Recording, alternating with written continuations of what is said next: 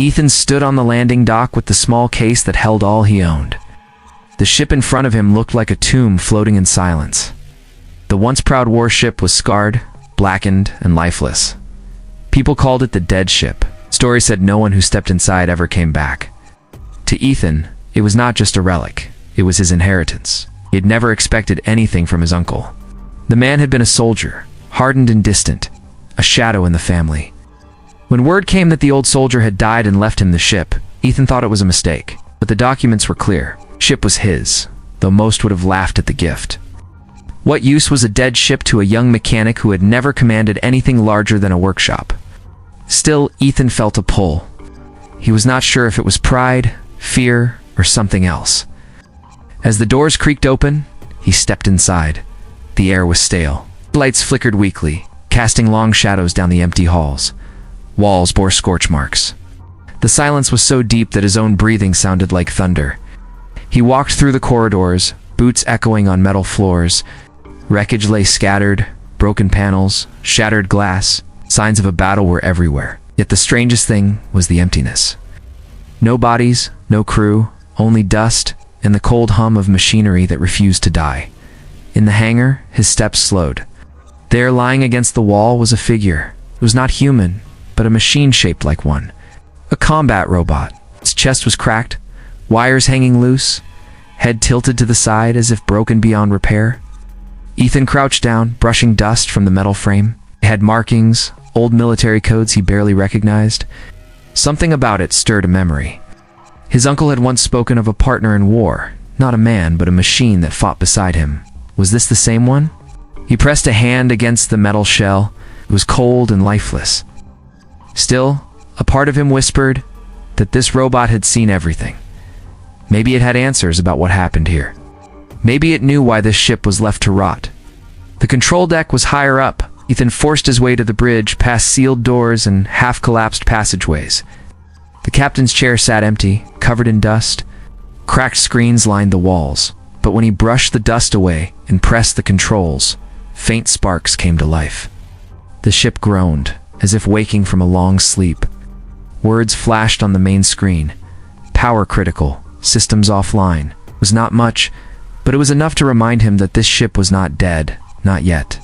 He leaned back, staring at the faint glow. His uncle had lived and died with secrets. Why leave this ship to him? He was no soldier. He knew engines and tools, not command codes and battle plans. Yet the thought of walking away felt wrong. This was more than rust and metal. It was a story waiting to be uncovered. He went back to the hangar and sat beside the broken robot. His reflection showed faintly in its cracked chest plate. "What did you see?" he muttered. The words felt foolish, speaking to a dead machine. But the silence of the ship pressed on him, until he found himself whispering again. "Why me? What did he want me to find here?" His hand brushed across the robot's head, and for a moment, he thought he felt a faint vibration under the cold surface. He froze, waiting, but nothing more came. Still, the thought refused to leave him. Maybe the machine was not fully dead. Maybe, just like the ship, it was only waiting for the right moment to wake. Ethan left the hangar that night with unease in his chest. He made a small camp in one of the empty cabins, the air stale and heavy. Sleep did not come easy. Every sound, every faint hum of the old ship made him tense. Yet beneath the unease, something else stirred. A spark of purpose. He did not understand why, but he felt it. This ship was his now, and with it came a weight he could not escape. When he closed his eyes, he thought of the robot lying in the dark. Broken, forgotten, but maybe still holding something inside. A secret locked in silence, waiting for him to discover it. Ethan woke to the low groan of the ship, as if it did not want him there. He rubbed his eyes and sat up in the cabin. The metal walls seemed closer now, the silence heavier. Remembered the robot lying in the hangar, and the strange feeling he had when he touched it. He could not shake the thought that it still held life inside. He made his way back through the dark halls, with a small light in his hand. The hangar was colder than before. The robot's cracked frame still leaned against the wall. He studied the broken body again. Dents covered the armor, deep gashes ran across the arms, and one leg joint was bent at an odd angle. But what caught his eye was the chest. Under the cracked plate, he saw the faint outline of a sealed compartment. It looked like it could be opened. Ethan pulled tools from his bag and set to work. Sparks jumped as he pried away the metal panel. Inside, wires and circuits glimmered faintly. Most were dead, but one thin line still pulsed with a weak glow. His heart pounded. The robot was not gone. Something deep inside was fighting to stay alive. He found a small port and connected his repair unit. Numbers scrolled across the screen. Memory core damaged, systems unstable, voice link corrupted. Still, there was enough for him to try. He rerouted power from the ship's failing grid into the robot. The lights on his repair unit flickered, then the robot's eyes gave a weak flash before dimming again. Ethan leaned closer. "Come on, wake up," he whispered. He tightened wires, replaced fuses, and tried again. This time the robot's head moved slightly, a slow tilt, as if straining to rise. Then a voice cracked through the silence. "Commander ... identity ... unknown." The words were broken, jagged, but they made Ethan freeze. The robot spoke again, softer now. "Atlas ... unit, awaiting orders." Ethan stared in shock. Atlas, the name lingered in his mind. His uncle had once told a story at the dinner table when he was a child, a story no one believed. He spoke of a machine that never left his side in battle, a machine with loyalty stronger than blood. No one thought it was real. Now Ethan understood. This was the same machine. He steadied his breath and spoke. "My name is Ethan. My uncle left this ship to me. Do you know him?" The robot's head twitched, sparks jumping from the side of its skull. "A soldier. ... leader ... betrayed." The voice faded, then returned. "He trusted you." Ethan had no answer. He barely knew the man. Still, he felt a weight settle on him. "Maybe because no one else would take it," he said at last. "Maybe he wanted me to finish something he started." Atlas fell silent, then said, "Systems failing. Repair required. Secrets locked." Ethan frowned. "What secrets?" No reply came. The robot's eyes dimmed again, leaving only the weak glow inside its chest. Ethan clenched his fists. Whatever the secret was, his uncle had died for it, and Atlas was the only one who knew. He worked for hours, patching broken lines and rebuilding damaged joints. Every time the robot flickered awake, it spoke fragments. "The Queen ... her orders. Betrayal. The war is not over." Each word carried weight like a hammer striking stone. Ethan could not piece them together, but the hint of a larger truth burned inside him. By the time his hands were raw and his eyes heavy, Atlas could sit upright, though it leaned against the wall for support. Its eyes glowed faintly now, steady but dim. It looked at Ethan with something close to awareness. "Commander," Atlas said, the voice still broken but stronger than before. "The ship sleeps. Danger comes. You must be ready." Ethan felt a chill crawl up his spine. Danger. The ship had been silent for years, forgotten by all. Who would care about one young man in a broken machine? Yet the way Atlas said it left no room for doubt. Something was coming. He sat back, sweat on his brow, and stared at the robot. His uncle had left him more than a ship. He had left him a mission buried under dust and silence. Atlas held the key, and whatever secret it carried was enough to wake the dead ship. Ethan did not know what lay ahead, but he knew he could not walk away now. The next day, Ethan returned to the bridge. He sat in the captain's chair with the screens glowing weakly. Atlas had followed him, moving slowly on its damaged leg, metal grinding with each step. Ethan tapped at the controls. Most systems were still offline, but power flickered through the ship's core. The dead ship was stirring. Atlas stood at his side. "Enemies watch," the robot said in its broken voice.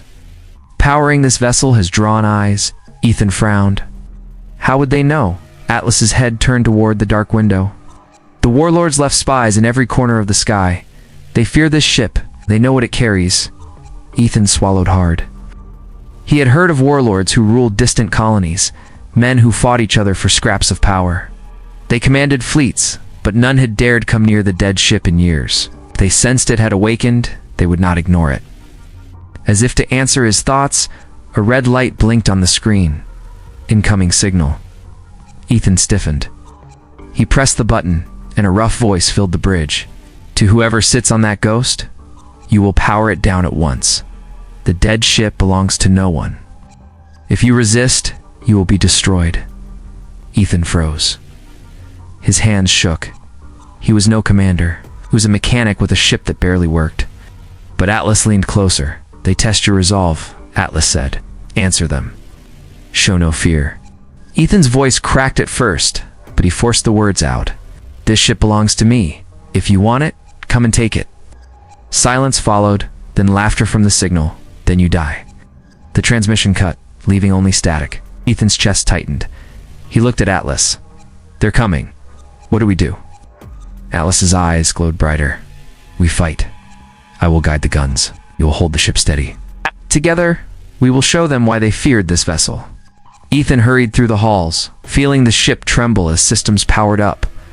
He reached engineering and forced the main reactor to life. Sparks flew, alarms screamed, but energy surged into the ship's veins. Its lights blazed for the first time in years. The dead ship opened its eyes. Back on the bridge, screens lit with shapes closing in, 3 small warships, fast and armed.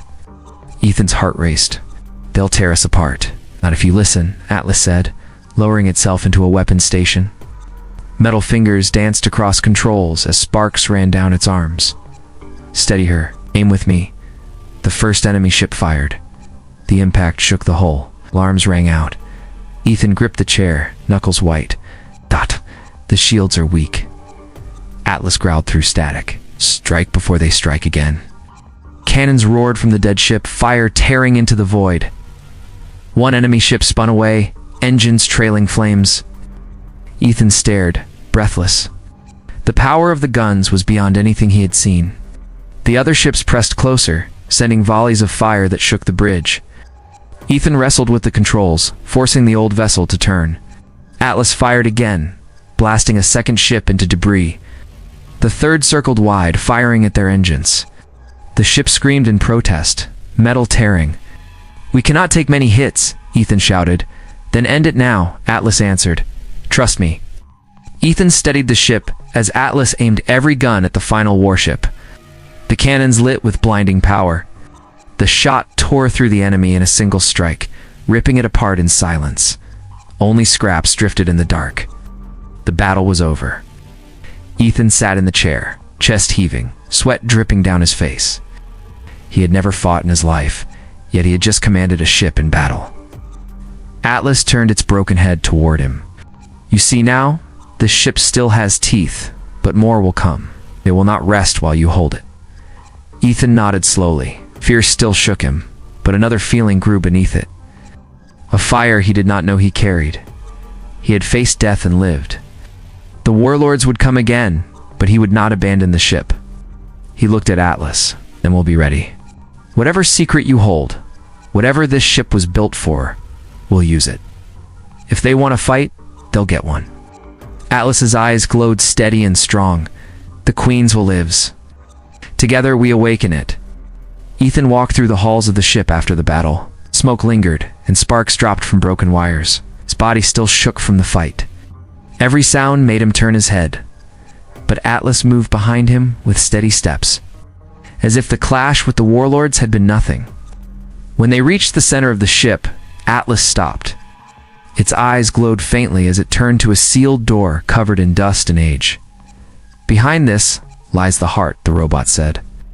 Your uncle locked it. Only you can open it now. Ethan stared at the door. Strange markings covered the metal, a language he did not know.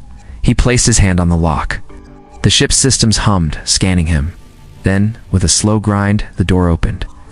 Cold air rushed out, and the chamber inside glowed faint blue. Steps led down to a core chamber, wide and silent. In the center floated a crystal sphere wrapped in steel rings, pulsing with light. Ethan walked closer, his eyes wide. Could feel power in the air, heavy and alive. What is it? He asked. Atlas moved beside him. The Queen's command core. Before her death, she placed her orders here. Your uncle guarded it. He was betrayed, he sealed it away. It's only blood he trusted could open it again. Ethan's chest tightened. The Queen. You mean she was real, not just a story? Atlas nodded. She was real. She led men through the darkest days. She dreamed of one rule under justice. But her generals feared her power. They murdered her and broke her fleet. Only this ship escaped, carrying her will. Ethan touched the steel ring, and images filled his mind. Not words, not pictures, but feelings.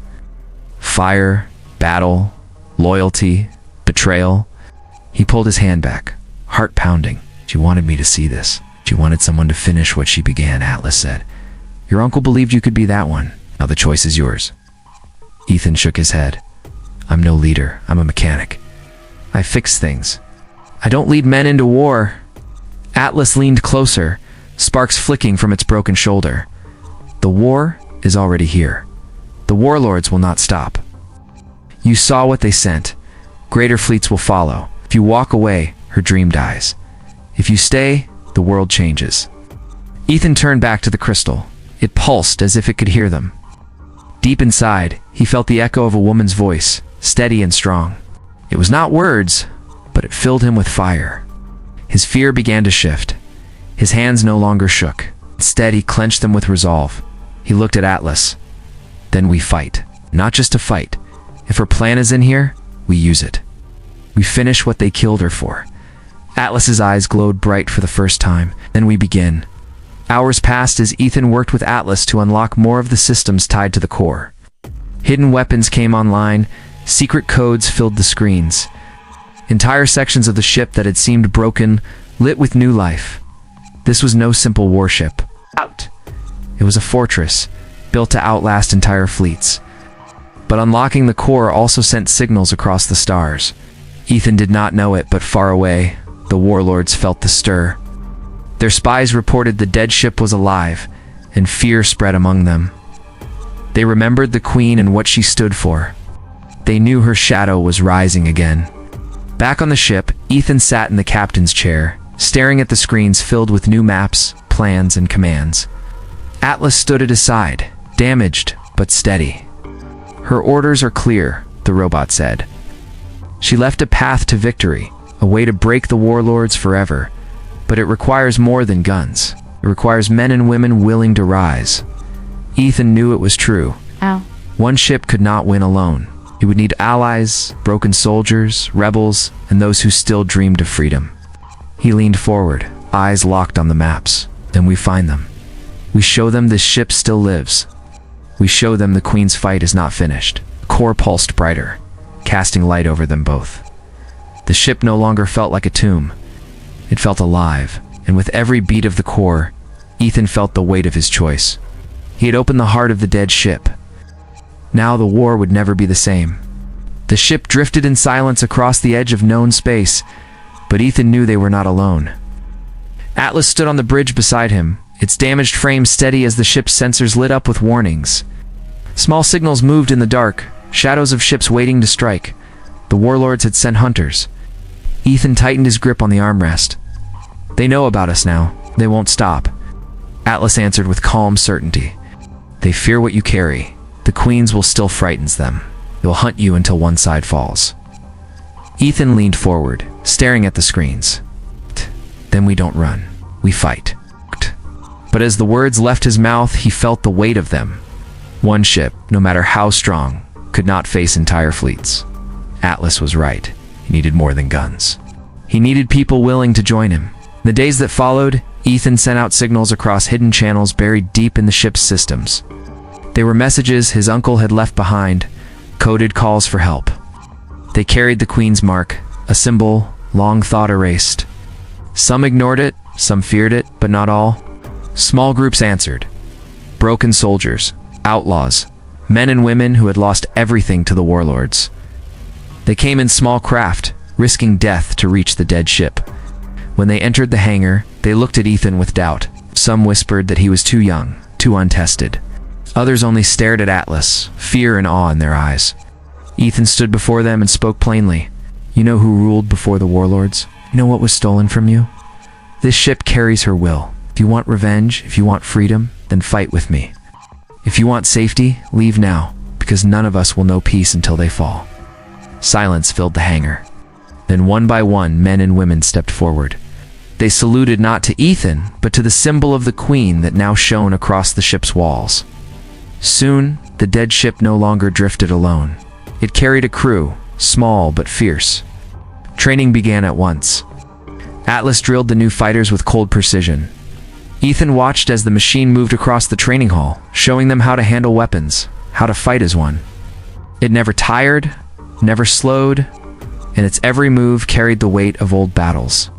The soldiers followed, and for the first time in years, hope began to spread. But the warlords were not blind. Scouts closed in, striking fast and hard. One night, alarms screamed through the halls.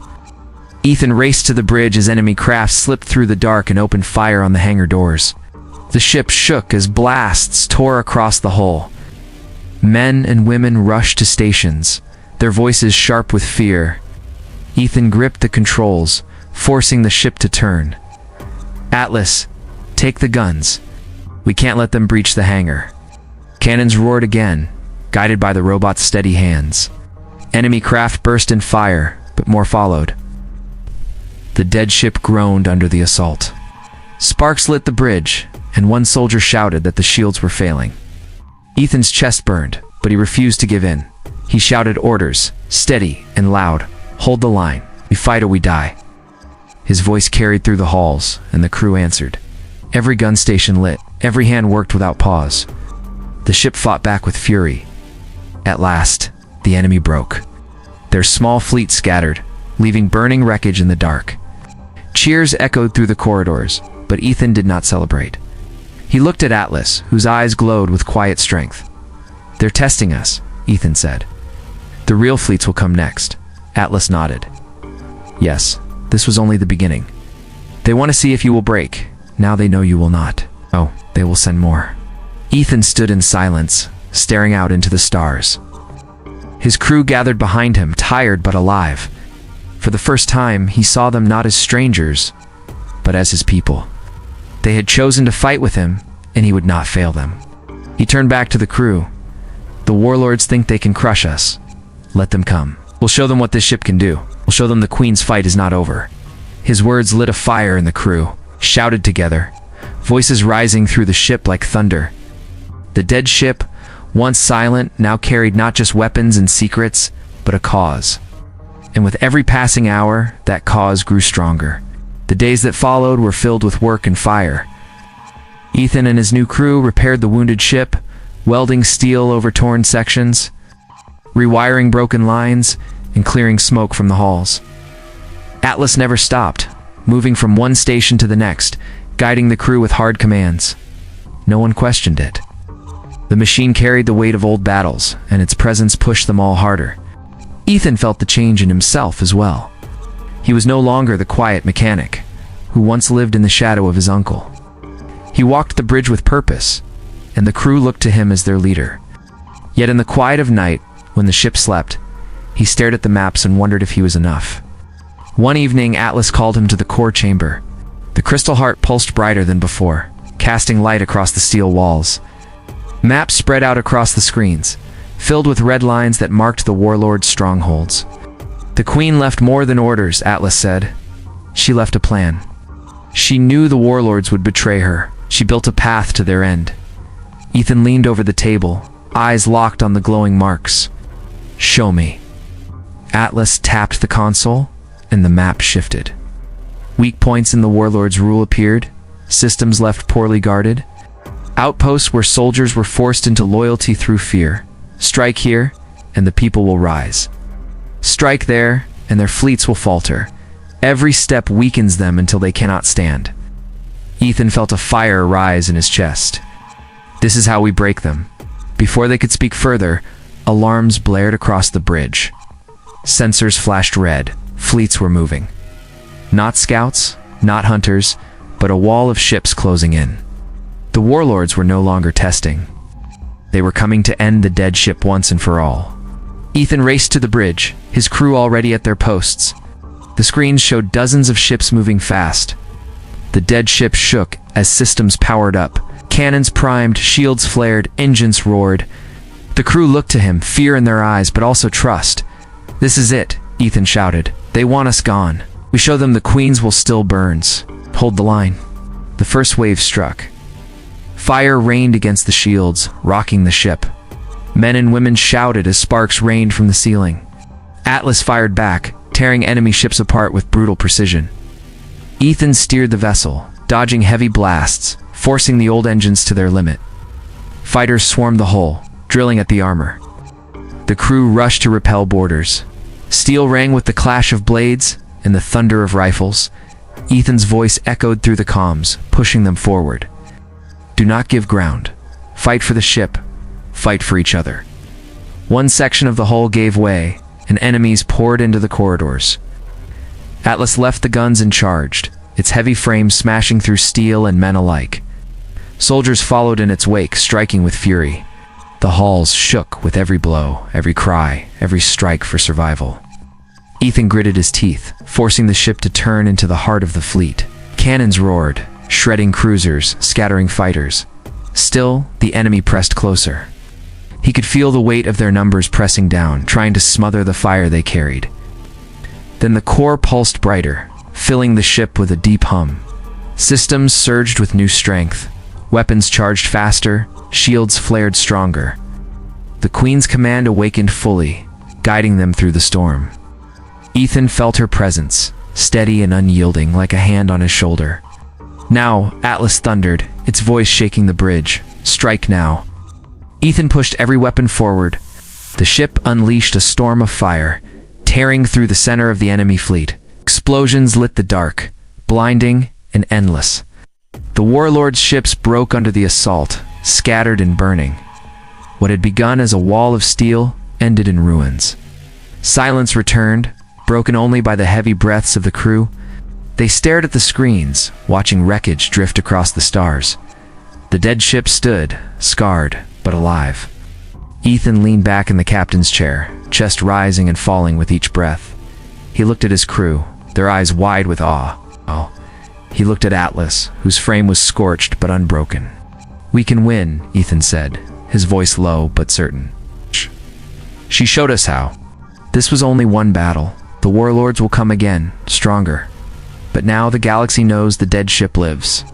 They will know the Queen's fight has returned. The crew cheered, their voices shaking the steel walls.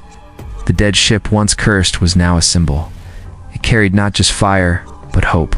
And hope was the one weapon the warlords feared most. The victory spread across the systems like fire through dry grass. Word of the dead ship's survival reached outposts and hidden camps where men and women lived in chains under the warlord's rule. Whispers turned into shouts, and shouts turned into calls to rise. For the first time in years, the people believed the warlords could bleed. Ethan felt the weight of this every day.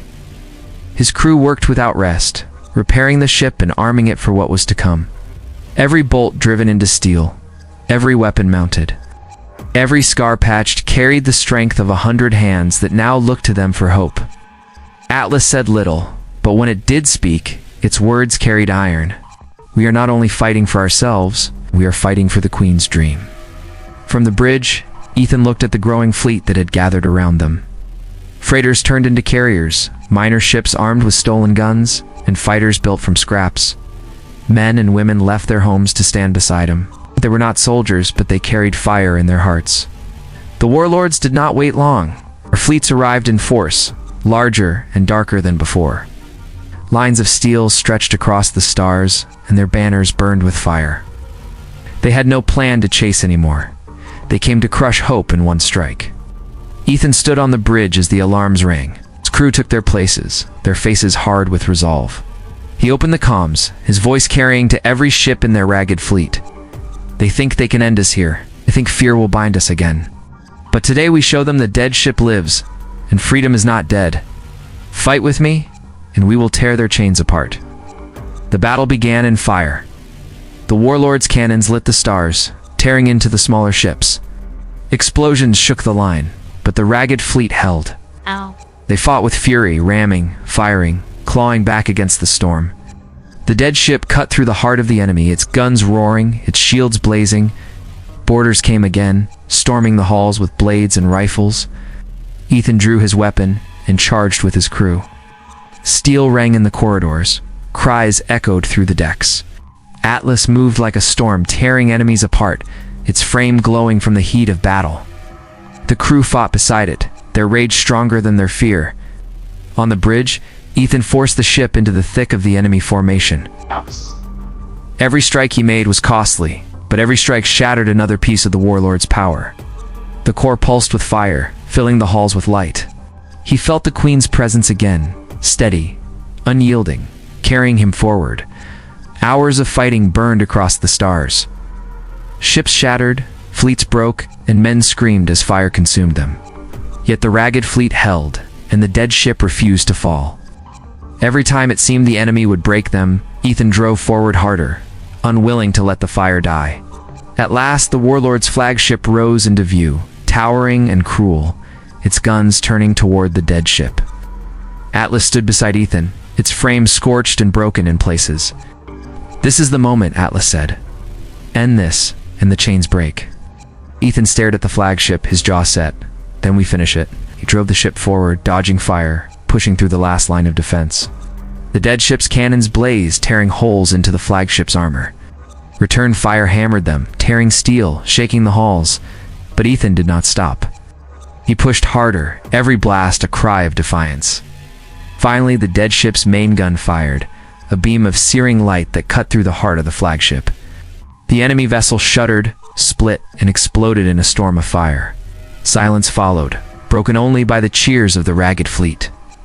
The warlord's power had been broken. The dead ship drifted among the wreckage, scarred but alive. Ethan stood on the bridge, his hands trembling, his breath heavy. The crew looked to him, their faces lit with triumph. Atlas turned its burning eyes to him and said, "The Queen's fight is yours now. You carried it to victory." Ethan looked out at the stars, the wreckage, the fleet that stood behind him. "We are free," he said, "and we will keep it that way." The cheers that followed shook the steel walls, carrying across the fleet, across the stars, across every corner where men and women waited for hope. The dead ship, once cursed, now carried the name of freedom. Its war was not over, but its fire would never die.